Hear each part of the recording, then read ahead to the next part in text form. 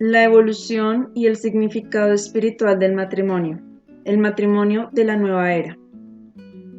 Amados amigos, bendita sea su vida, sus pensamientos, sus luchas y sus afanes. Sin su profundo compromiso de desarrollar su potencial innato de participar de la naturaleza divina, nosotros no podríamos realizar nuestras propias tareas. Así, dependemos de su verdad y de su amor, como ustedes dependen de los nuestros. Dependemos de que ustedes se entreguen al Creador, como ustedes dependen de que nosotros nos entreguemos a Él. Que este hermoso trabajo mutuo sea bendecido una y otra vez en el nombre del Señor Jesucristo. Su nombre jamás hubiera despertado tanta ambivalencia y a menudo tanta negatividad si la verdad divina no se hubiera distorsionado tanto en todas las áreas y también en lo que se refiere a su vida en la tierra y en el cielo. Todos los grandes influjos, energías y dinámica divinos se prestan más a la distorsión que las formas más moderadas de manifestación creativa. Pueden observar esto fácilmente en su vida y con el conocimiento que ya han adquirido. Las grandes fuerzas espirituales contenidas en el amor dinámico son más temidas, resistidas y calumniadas que las corrientes tibias. Esta es la razón profunda por la que han existido tabúes tan estrictos en torno al amor sexual y por la que la liberación de las fuerzas espirituales parece ser la experiencia más amenazante y peligrosa de todas. Estas fuerzas no son en modo alguno tan solo etéreas. Abarcan toda la personalidad y ciertamente incluyen el cuerpo. Y esta es también la razón por la que la fuerza crística, la conciencia crística, la realidad crística han sido objeto de tantos malentendidos y de tanto conflicto. Es verdad que estas fuerzas son tan poderosas que una personalidad no purificada no puede soportarlas. En la medida en que hay negatividad y distorsión en la mente y en la conciencia de un individuo, en esa medida se manifiestan estas corrientes poderosas como crisis, dolor y peligro. Pero ser parte de estas fuerzas, ser receptivo a ellas, es el anhelo profundo, consciente o inconsciente, de todas las almas. En este sentido, el desarrollo de la institución del matrimonio es muy importante. Necesita de parte de ustedes un discernimiento más profundo para que puedan ampliar y profundizar su propia comprensión de este tema y emplear este conocimiento para expresar su anhelo. Este es siempre el primer paso para volverlo realidad. La humanidad ha pasado por un desarrollo en muchas áreas, en el curso de los muchos siglos de su existencia. Veamos en el lapso de los últimos algunos aspectos de este desarrollo que se han presentado en relación con el matrimonio. Esto les dará una idea del movimiento que ha tenido lugar hasta ahora, lo que a su vez les abrirá la visión al movimiento que ha de ocurrir en el futuro. También les permitirá ver la actitud de hoy hacia esta institución, a la luz de un cuadro más grande. La historia solo puede entenderse correctamente cuando se descubre el significado espiritual que está oculto detrás de los acontecimientos terrenales. En el pasado no muy lejano, el matrimonio era un arreglo al que la gente accedía para cumplir cierto número de funciones, entre las cuales las menos importantes eran el amor, el deseo de compartir y la reciprocidad en todos los niveles de la personalidad. De hecho, el amor, la entrega sexual mutua y el intercambio profundo en niveles de energía dinámicos era algo rechazable y condenable. El matrimonio era, en efecto, un contrato económico y social que cumplía muchas otras funciones de la personalidad que obedecían a motivos inferiores. Así, por ejemplo, las ventajas económicas y sociales eran lo más importante. Pero lo que resulta más significativo incluso que la existencia de este hecho era la convicción absoluta de que estos motivos y razones eran algo moralmente correcto y virtuoso. Los hombres se casaban con mujeres que aportaban a la unión una buena dote, que ponían en alto su imagen social. En otras palabras, la codicia y el orgullo se embellecían y alcanzaban la categoría de rectitud. Los hombres se consideraban superiores a las mujeres.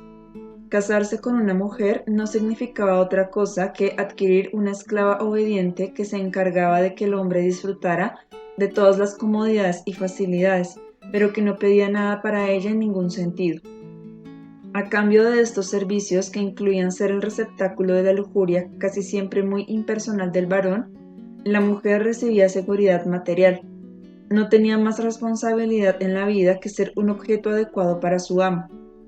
Creo que pueden entender, amigos míos, que al hablar aquí de responsabilidad nos estamos refiriendo a algo mucho más importante que la mera responsabilidad económica. Como no se consideraba a la mujer igual al hombre, ella era apenas moralmente responsable. La realidad de la responsabilidad emocional y mental ni siquiera existía como concepto, pero ciertamente sí como hecho. Y este hecho se aplicaba a los hombres, aún sin la conciencia del concepto, pero se negaba completamente en el caso de las mujeres. Obviamente, esto no era solo el resultado de la distorsión y la negatividad del hombre. Era, en la misma medida, el resultado de una intencionalidad fuertemente arraigada en la psique femenina. La mujer negó su propia responsabilidad en todos los niveles durante un tiempo larguísimo y por lo tanto co-creó la desigual relación entre los sexos. Ambos sexos temían y aún temen, en la misma medida, las poderosas energías espirituales de las fuerzas del amor, el erotismo y la sexualidad entre el hombre y la mujer. Este poder es la corriente creativa misma de la que está hecho todo lo manifiesto. Esta poderosa corriente puede ser evocada por distintos métodos y no solo como fuerza de unión entre un hombre y una mujer. Puede ser evocada por medio de disciplinas espirituales dentro de un individuo, por él mismo o por ella misma. En este caso, fusiona los principios masculino y femenino y las corrientes de poder dentro de un alma individual. El alma no purificada es incapaz de soportar esta corriente de poder. En la medida en que exista en la personalidad la sustancia del alma no purificada, en esa misma medida la corriente de poder se niega, se suprime y se escinde. La sexualidad que se manifiesta sin amor, sin compromiso y sin respeto es precisamente esa corriente de poder negada y escindida. No podrían estar más equivocados los seres humanos que creen que la sexualidad pornográfica o promiscua es más placentera que la sexualidad que fluye de un todo unificado y se combina con el amor y la unión espiritual. Lo contrario es lo cierto, pero la fuerza es tan poderosa que no puede ser soportada por el alma que aún vive parcialmente en la oscuridad. Otro error humano es creer que una pareja de casados que son fieles el uno al otro está necesariamente más allá de la sexualidad escindida. El matrimonio típico de tiempos antiguos, tal como lo describí más arriba, era de manera total y absoluta una expresión de supresión, represión, negación y corrientes de poder escindidas. En el hombre esto muchas veces se manifestaba en una actitud de no poder experimentar sentimientos sexuales intensos hacia la mujer amada, honrada y respetada. A veces el temor inconsciente a la corriente de poder es tan fuerte que la decisión es total y el hombre se encuentra incapaz de experimentar la sexualidad con una mujer amada.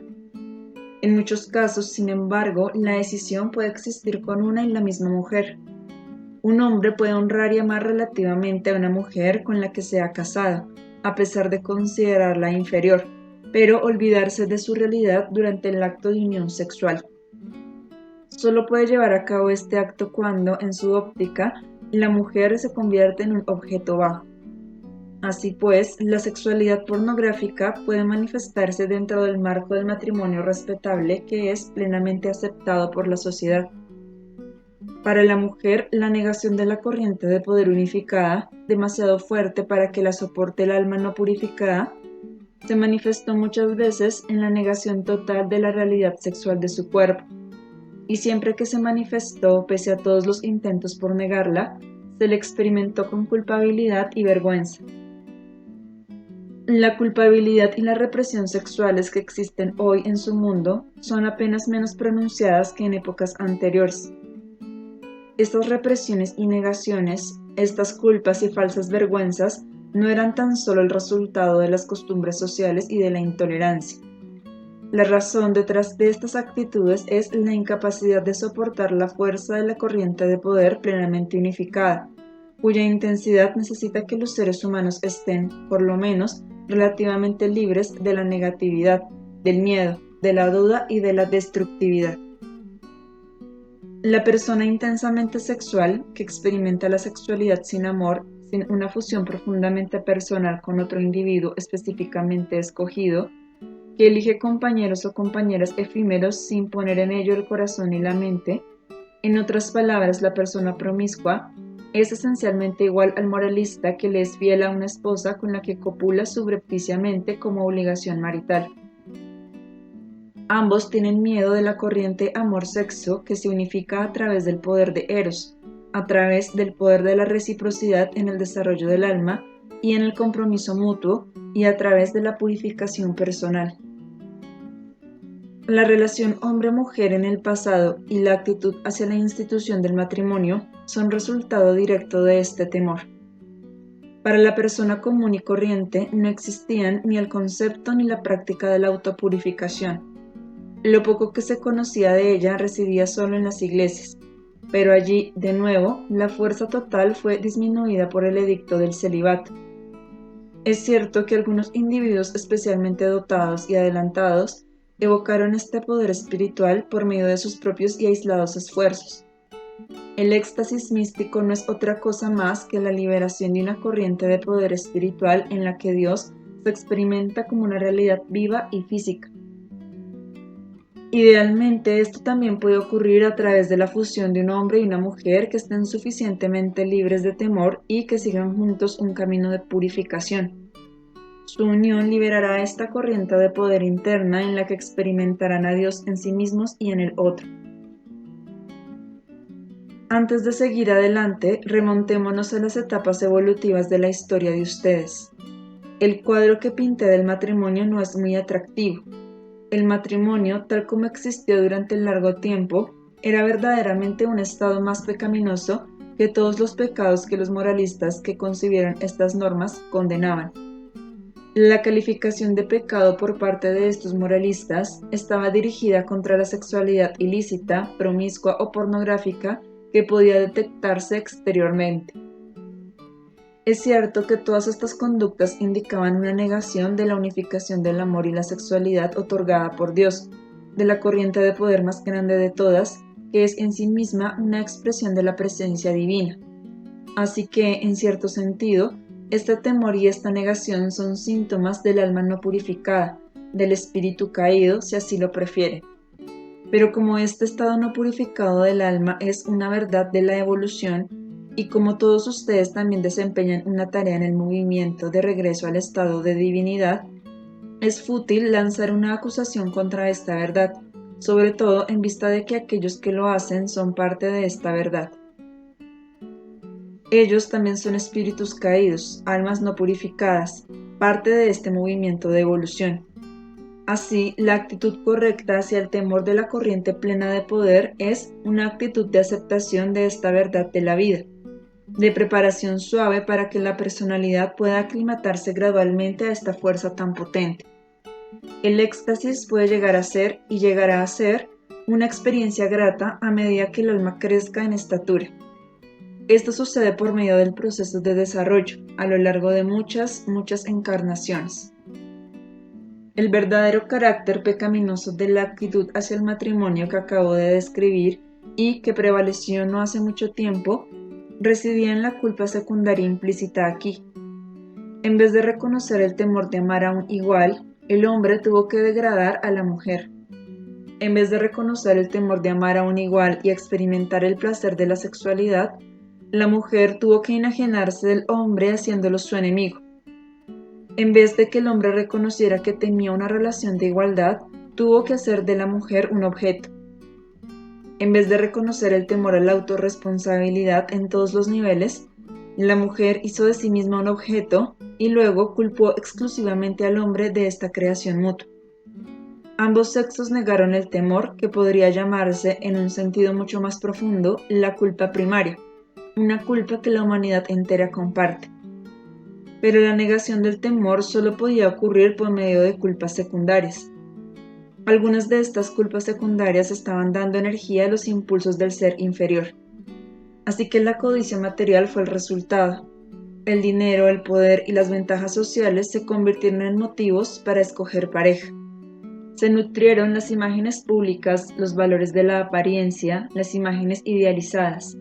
El orgullo y la vanidad pasaron a ser valores moralistas falsos. Si piensan ustedes en la indignación moral, en el fariseísmo de los hombres y las mujeres contra aquellos que se desviaban de las normas aceptadas, entonces verán la fuerza de la culpa secundaria. La máscara ni siquiera fingía ser algo genuinamente bueno y valioso. La máscara aseguraba que la codicia, el egoísmo calculador, los orgullosos valores de la apariencia y el usarse uno al otro fueran las normas morales más altas. Esto va mucho más allá de la hipocresía ordinaria. Este tipo de hipocresía estaba tan arraigado y era tan pernicioso que requería ser arrancado de raíz para que el alma pudiera sanar. Es importante, amigos míos, que vean la naturaleza de la actitud hacia el matrimonio que existió durante muchos siglos. Las personas que se casaban por amor eran las grandes excepciones. El estado de conciencia colectivo creó estas circunstancias. Este mismo estado de conciencia colectivo creó también condiciones kármicas, requisitos previos de guías específicas para las siguientes reencarnaciones. Por ejemplo, el antagonismo que generalmente existía entre los hombres y las mujeres tenía que manifestarse específicamente entre hombres y mujeres individuales en un grado mucho más alto del que se observa hoy. Así que, muchas veces, dos de estos individuos estaban predestinados a conocerse como cónyuges potenciales. Sus mayores hacían los arreglos. Este tipo de unión proporcionaba el marco para que los sentimientos y actitudes negativos, tanto generales como específicos, se hicieran conscientes, lo que a su vez constituye la base de la transformación. Así pues, amigos míos, los matrimonios concertados en el cielo no eran siempre, en modo alguno, uniones positivas de amor y afecto, de atracción y respeto. El intercambio negativo entre muchos hombres y mujeres individuales creó la conciencia colectiva, creó condiciones kármicas y creó las normas sociales entonces existentes. En tiempos muy recientes, la conciencia ha dado un gran salto en su desarrollo. Ya está verdaderamente lista para descartar estas viejas actitudes y crear condiciones nuevas, normas nuevas, valores morales nuevos. Pueden ver esto claramente hoy en muchos cambios drásticos. El movimiento de liberación femenina, el movimiento de liberación sexual y una actitud muy distinta hacia el matrimonio son signos claros de una nueva conciencia emergente. Estas manifestaciones deben verse a la luz de un movimiento global, de una dirección evolutiva, a fin de entender realmente el significado profundo de todos estos cambios. En todos los movimientos evolutivos, el péndulo tiende a oscilar de un extremo al otro. Algunas veces esto es inevitable, otras veces es incluso deseable, siempre que el péndulo suba solo hasta cierto grado en una dirección exagerada. Pero cuando ese grado es más alto de lo que resulta necesario o deseable, el fanatismo y la ceguera evolucionan exactamente de la misma manera que la tendencia opuesta de la que se alejó el péndulo. Así, por ejemplo, la libertad sexual de hoy es una reacción a los grilletes de otros tiempos. Hasta cierto grado, esta es una fase necesaria que los individuos tal vez tengan que experimentar temporalmente hasta que la sabiduría de la nueva conciencia se complete. En esta nueva conciencia, el compromiso con una sola pareja constituye un acto más libre, más liberado e infinitamente más deseable que el cambio indiscriminado y no comprometido de compañeros. El ciclo tenía que pasar de un compromiso monógamo involuntario, con su concomitante relegación del desarrollo personal, en el caso tanto de las mujeres como de los hombres, a un despertar del estado debilitante de esta actitud y a un consecuente liberalismo y poligamia, y de allí, por fin, a una nueva base sustentadora de libertad e independencia internas reales, en virtud de las cuales se escoge voluntariamente el compromiso monógamo porque produce infinitamente más satisfacción, gratificación y realización. En la vieja actitud hacia el matrimonio, Un aspecto particularmente pernicioso era que la necesidad sexual, así como la necesidad de compañía, estaban contaminadas por la sujeción de estas necesidades a fines oportunistas, materialistas y explotadores. Siempre que una corriente del alma se pone secretamente al servicio de otra, ambas se vuelven negativas. Si al amor, al erotismo y a la sexualidad se les diera el lugar que les corresponde, la necesidad real de tener éxito, la de ser respetado por la comunidad, la de tener abundancia material, podrían estar más en armonía con los anhelos del ser superior. El hecho de que esta contaminación y esta dislocación se consideraran la actitud moralmente más deseable solo empeoró las cosas. De tal suerte, la humanidad tenía que romper con todo ello, y esto por fuerza tenía que crear trastornos de cierta intensidad. Así, la revolución sexual tuvo que manifestarse en ocasiones de maneras indeseables, pero indeseables solo si se les mira fuera de contexto.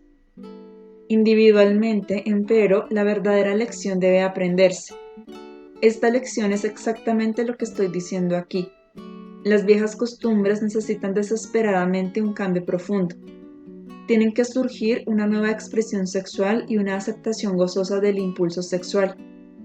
Al mismo tiempo, hombres y mujeres individuales necesitan entender la enorme importancia de la integración del amor, el erotismo y la sexualidad, del afecto y el respeto, de la ternura y la pasión, de la confianza y la reciprocidad, del compartir y el ayudarse mutuamente. Debe entenderse que la relación comprometida no es un edicto moral que prive al hombre y a la mujer de placer, sino todo lo contrario. Debe entenderse que la corriente de poder que se evoca por medio de una fusión entre el amor, el respeto, la pasión y la sexualidad es infinitamente más extática de lo que podría serlo cualquier fusión de carácter ocasional. De hecho, es tan fuerte que las mismas autoridades contra las que se expresa tanta rebeldía han temido esta corriente combinada más que cualquier otra cosa. Estas mismas autoridades no están esencialmente tan alejadas de aquel que se permite experimentar la sexualidad solo de una manera escindida. Escindida del corazón, separada de la intimidad real y del anhelo de compartir.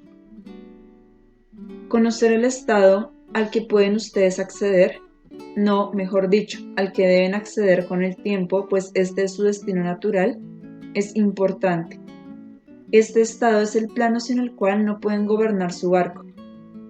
Pero existe una diferencia sutil, aunque clara, entre este modelo que los atrae, por un lado, y un intento forzado de ser lo que orgánicamente aún no han llegado a ser, por el otro. En el primer caso, aceptan su condición humana. Saben que en virtud de su naturaleza humana no pueden ser de inmediato ese individuo ideal totalmente integrado. Saben que hace falta mucho tiempo, mucha experiencia, muchas lecciones, muchos intentos y fracasos, innumerables encarnaciones, para que la sustancia de su alma emerja y se convierta en este ser completo. Necesitan saber que tal estado existe aun cuando todavía sean incapaces de experimentarlo. Necesitan saberlo sin ejercer presión sobre ustedes, sin moralizarse, sin desalentarse. Todas esas actitudes son destructivas y erróneas. Por desgracia, el intento de imponer por la fuerza un estado ideal que los individuos no pueden alcanzar en este momento ha sido obra de casi todas las religiones organizadas. Es por esta razón por la que la religión organizada goza de tan mala fama hoy en día. El estado de integridad debe ser puesto con gran suavidad en la conciencia, si se me permite usar esta expresión. Jamás debe ser un látigo. Debe ser tan solo un recordatorio de quiénes son ustedes ya en esencia y de quiénes van a ser un día. Así como es absurdo volverse ateo debido a los errores de la religión, así también es absurdo descartar el matrimonio por completo debido a sus distorsiones anteriores. Antes de que el matrimonio empezara a ser puesto en duda como institución válida por una diversidad de individuos, la actitud hacia esta institución ya había empezado a cambiar considerablemente en las últimas décadas. A diferencia de lo que ocurrió en el pasado, los individuos escogían pareja libremente y por lo general estaban motivados por el amor. Sin embargo, esto también condujo muchas veces a soluciones erróneas. Con enorme frecuencia, individuos demasiado jóvenes e inmaduros para formar una unión realmente significativa escogían el matrimonio basándose en la atracción superficial y sin un conocimiento profundo de sí mismos y del otro. No es sorprendente, pues, que este tipo de matrimonio no sobreviviera, pero también tenía que darse este paso antes de que llegara la madurez. Así como los individuos no pueden aprender a menos que experimenten sus errores y sus faltas de madurez, la conciencia colectiva tiene que hacer lo mismo. Deben ponerse en práctica nuevas maneras de hacer las cosas antes de que el alma alcance sabiduría y verdad. La libertad de escoger en forma independiente, la libertad de experimentar el placer sexual y erótico, la libertad de cometer errores y aprender de ellos, la libertad de establecer relaciones distintas y más maduras junto con el crecimiento del yo, sin condena, todos estos son prerequisitos necesarios para aprender el verdadero significado e importancia del matrimonio. Verlo no como un grillete impuesto por una autoridad moralizante externa o interna, sino como un regalo libremente escogido, el estado más grande, más deseable posible, el placer y la realización más intensos para los que el alma y la personalidad deben volverse fuertes, resistentes, maduros, capaces de llevar el poder a estas energías. La dicha, el éxtasis y el placer supremo jamás pueden existir gratuitamente ni arrebatarse. No pueden experimentarse de esa manera. Solo pueden experimentarse cuando la personalidad ha alcanzado un grado suficiente de purificación, de seguridad, de fe, de autoconocimiento, de comprensión del universo, de cristicidad.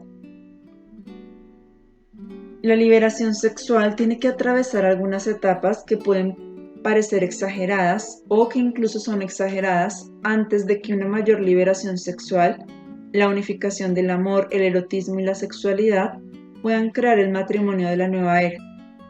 Los encuentros sexuales efímeros no deben considerarse el estado final de liberación. Son, en el mejor de los casos, una fase muy temporal y limitada por lo que hay que pasar. Nadie que los haya experimentado se ha sentido verdaderamente satisfecho con ellos, ni siquiera en el plano meramente físico. Pueden ustedes engañarse diciéndose que es lo mejor que pueden esperar vivir, pero no es así. Pueden negar su anhelo insatisfecho y profundo porque parte del anhelo hasta hoy insatisfecho ha sido mitigado, pero se trata solo de una pequeña parte y tienen aún mucho camino que recorrer a fin de darse a sí mismos lo que realmente necesitan, quieren, desean y lo que en efecto deben tener. De la misma manera en que ocurrió con la revolución sexual, la liberación femenina ha tenido que irse a un extremo, al menos temporalmente. Algunas mujeres tuvieron que volverse igual de duras y de inflexibles que su mayor enemigo, el hombre, a fin de experimentar su fuerza y su capacidad de ser independientes, responsables de sí mismas, creativas e inventivas.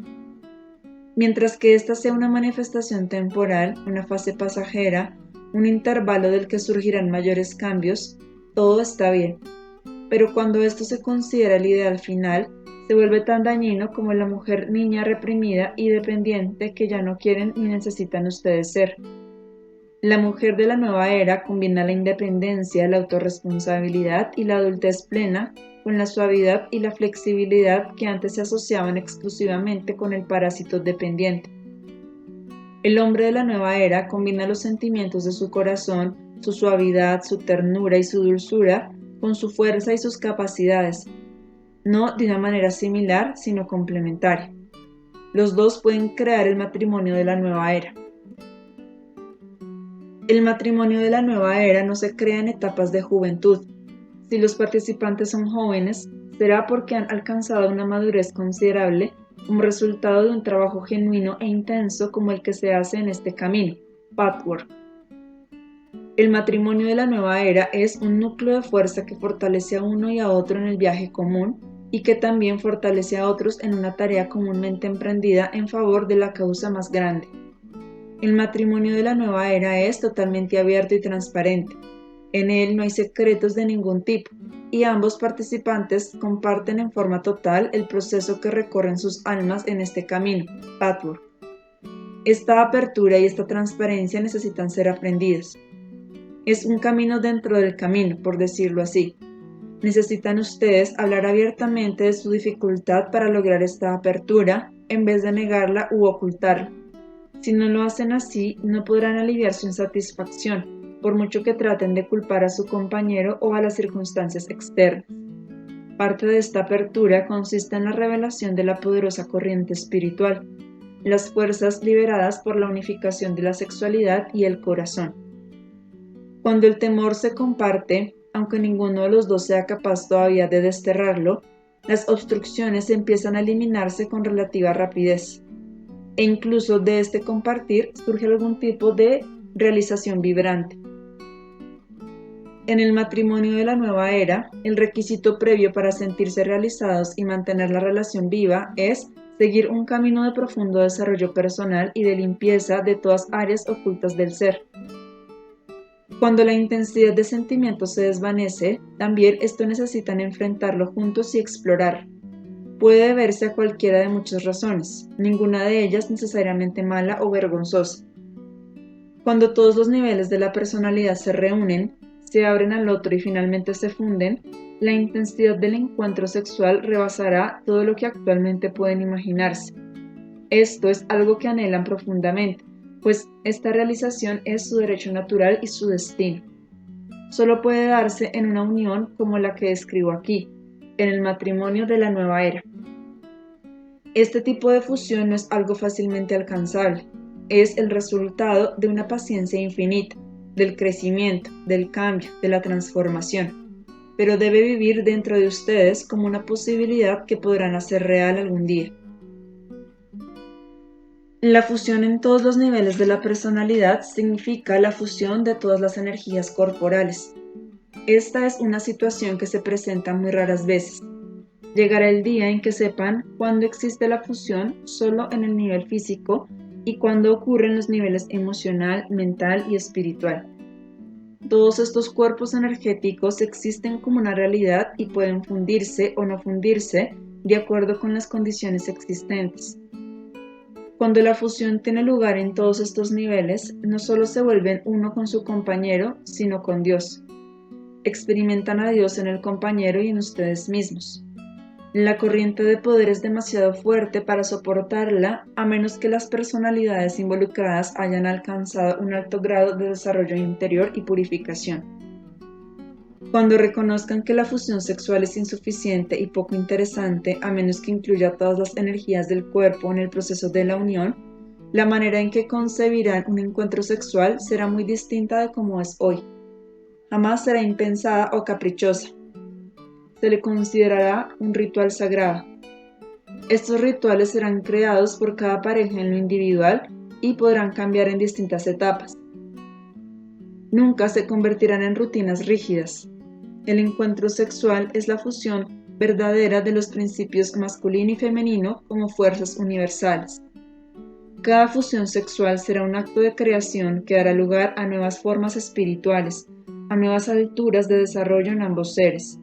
Y esto podrá darse también a los demás.